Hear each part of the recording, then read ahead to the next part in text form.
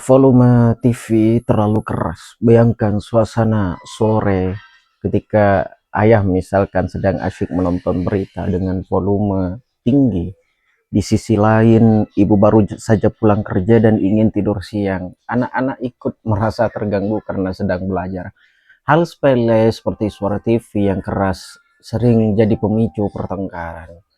Kenapa sih nggak kecilin volumenya dengan nada kelak-kelak? Celetuk ibu dengan nada tinggi misalkan. Ayah merasa tersinggung karena merasa diusik saat menikmati hiburan. Dari sinilah tensi rumah bisa naik. Masalahnya bukan sekedar TV, tapi kurangnya komunikasi dan kompromi. Kadang semua hanya perlu earphone atau sekedar saling paham bahwa rumah adalah ruang bersama, bukan milik satu orang saja. Kemudian, hal kecil sampah tidak dibuang misalkan. Di meja makan masih ada kulit jeruk, plastik snack, atau sisa makanan. Seorang anggota keluarga merasa risih karena meja jadi berantakan, sementara yang lain cuek. Siapa lagi yang makan ini kok nggak dibersihin kan begitu? Nada suara tinggi dengan nada ketus marah. Padahal mungkin yang makan lupa atau merasa ada orang lain yang akan membersihkan. Dari sini, masalah kecil bisa membesar karena dianggap malas ataupun tidak peduli pada kebersihan. Hal sepele dan sederhana seperti buang sampah bisa menunjukkan rasa tanggung jawab. Namun ketika diabaikan, sering dianggap tanda tidak menghargai orang lain yang tinggal serumah. Kecil tapi kalau sering bisa jadi sumber friksi yang menyebalkan. Atau masalah lain, rebutan charger HP, colokan cuma satu sementara 3 orang butuh mengisi daya. Anak sedang ujian online, ibu butuh HP untuk kerja, ayah butuh HP untuk komunikasi penting. Semua merasa paling berhak. Aku dulu HP ku udah 5%. Teriak anak. Ibu tidak mau kalah, merasa pekerjaannya lebih urgent.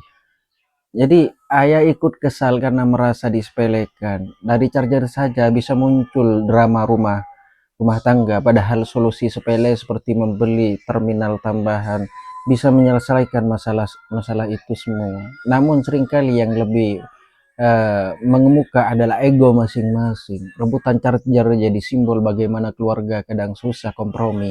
Padahal yang diperlukan sebenarnya bisa dibagi dengan mudahnya. Kemudian, hal kecil lain dalam rumah tangga.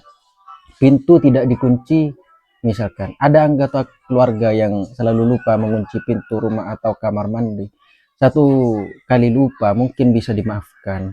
Tapi kalau berulang berkali-kali, jadi malah masalah besar. Misalnya, ibu sedang mandi dan tiba-tiba pintu terbuka karena tidak dikunci dengan benar.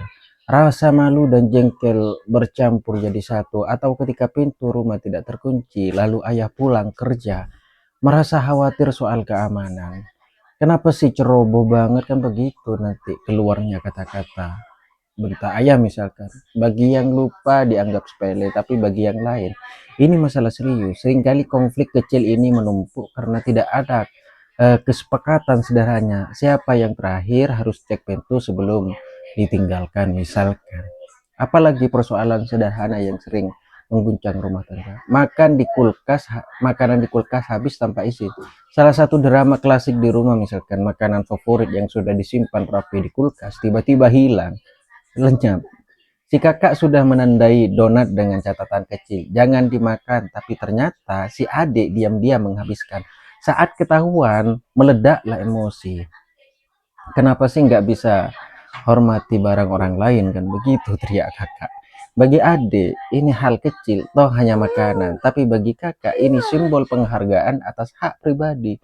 Dari sekedar donat masalah bisa melebar jadi tuduhan egois, serakah, ataupun tidak peduli. Padahal solusi sederhana hanyalah komunikasi. Kalau mau minta izin dulu. Kecil tapi sering jadi sumber perang dingin dalam rumah tangga. Apalagi telepon ataupun chat tidak dibalas antara suami istri. Seorang dalam keluarga mengirim pesan misalkan, entah minta tolong beli sesuatu atau hanya menanyakan kabar. Namun pesan tanpa balasan, aku WA kamu tadi kenapa nggak dibalas, kan begitu. Nada kesal muncul. Yang ditanya biasa membela diri, lupa ataupun nggak sempat. Disinilah persoalan muncul, karena bagi pengirim ini dianggap tidak peduli, padahal bisa bisa jadi bukan disengaja. Ya, hanya lalai saja, tapi dalam hubungan keluarga, hal ini bisa dianggap simbol perhatian. Tidak membalas chat, seolah-olah sama dengan tidak menghargai. Dari sinilah perasaan kecil yang terluka, misalkan, bisa tumbuh jadi masalah besar. Hanya karena hal sederhana, hanya saja lupa membalas pesan, ataupun lalai membalas pesan. Atau yang lain, handuk basah ditaruh sembarangan habis dipakai, tapi bukan dijemur, malah dilempar ke kasur atau fursapan. Akibatnya, bau apek muncul, kasur jadi lembab, dan semuanya kesal. Siapa sih yang taruh handuk di sini? Ya, karena nadanya keluar begitu keras, yang dituduh merasa tidak salah besar. Ya cuma sebentar kok, padahal dampaknya bisa membuat suasana rumah tidak nyaman. Ini bukan sekedar handuk, tapi soal kebiasaan hidup bersih. Konflik kecil ini sering muncul terutama kalau tidak ada yang mau mengalah ataupun membiarkan diri untuk disiplin. Dari handuk yang basah bisa berujung sindiran, dasar malas, yang akhirnya bikin hubungan jadi runtuh atau dingin dan tak harmonis. Terlalu lama di kamar mandi misalkan, itu persoalan kecil. Bayangkan pagi hari yang sibuk, suama buru-buru, tapi ada satu anggota keluarga yang terlalu lama di kamar mandi, bahkan sambil main HP, yang lain sudah antri, kesal setengah mati. Cepat dong, orang lain juga mau mau mandi misalkan. Teriak salah satu. Yang di dalam cuek, merasa punya hak karena sudah masuk duluan. Dari sini suasana rumah bisa panas hanya karena antrian kamar mandi. Hal kecil seperti ini mencerminkan betapa pentingnya disiplin waktu dalam keluarga. Kalau tidak ada aturan bersama, masalah kecil bisa jadi sumber pertengkaran besar. Semua terlambat dan saling menyalahkan. Iya kan, Nak? Iya, pulang tanpa kabar misalkan. Seorang anak pulang larut malam tanpa memberi kabar misalkan. Orang tua gelisah, menelpon berkali-kali tapi tidak diangkat. Saat anak pulang, bukannya lega, malah emosi yang meledak. Kamu kira kami gak khawatir? Bentak sang ayah misalkan. Sang anak merasa dikekang. Cuma main kok, kenapa sih, lebay banget.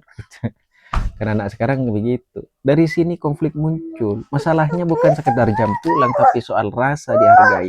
Orang tua ingin tahu kabar demi rasa aman, sementara anak merasa hak kebebasannya dibatasi. Hal sepele seperti lupa memberi kabar bisa berubah jadi pertengkaran panjang soal soal kepercayaan dan kemandirian. Nada bicara yang ketus itu juga menjadi masalah. Kadang bukan apa yang dikatakan ya, tapi bagaimana cara mengatakannya itu yang paling banyak dominan di keluarga. Iya, misalkan dengan nada tinggi, besar, seperti bentakan misalkan. Bisa terdengar seperti penolakan. Dalam keluarga, nada bicara ketus sering lebih melukai daripada kata-katanya. Yang menerima ucapan merasa diremehkan, sementara yang bicara merasa tidak salah apa-apa. Dari sini konflik bisa muncul hanya karena salah ya intonasi, padahal solusinya sederhana, belajar bicara. Namun seringkali emosi membuat nada suara jadi tajam. Hal kecil yang bisa membuat rumah yang harusnya jadi tempat yang nyaman malah jadi penuh ketegangan saja. Jadi bahkan salah satu penelitian di Amerika Serikat mengatakan angka tertinggi perceraian di dunia, bukan hanya di Amerika Serikat, di dunia itu disebabkan karena nada bicara yang tidak diperhatikan. Ya coba kita ambil contoh ya, kita ambil contoh. Sini nak, sini nak. Nah, ini kan contoh. Nak, sini. Nah, beda kan? Ya, jadi beda.